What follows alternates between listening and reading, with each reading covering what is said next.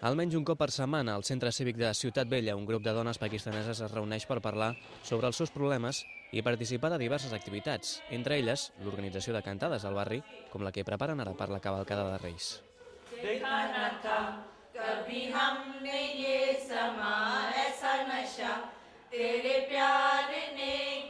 Constitueixen l'Associació de Dones Pakistaneses de la ciutat i entre els maldecaps que comparteixen, a banda de les dificultats econòmiques i la manca de feina, lluiten per fer sentir la seva veu femenina en una societat molt patriarcal.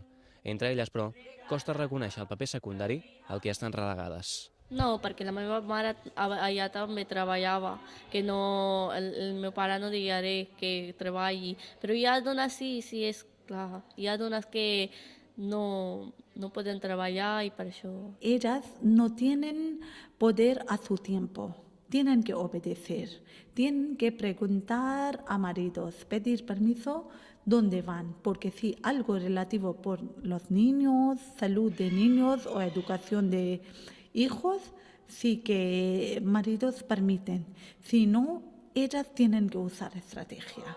I per això el projecte Visibilitat, que desenvolupa l'associació i que ha rebut una subvenció de la Diputació i Caixa Catalunya, uns diners necessaris i que demostren que no només la fe mou muntanyes. Te digo muy claramente, he podido romper esa tradición cultural con dinero. Con dinero conseguido visibilidad. Pero si vienen asociación, sí, y pedimos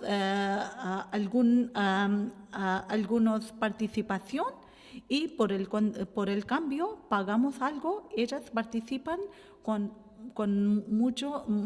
muchas ganas.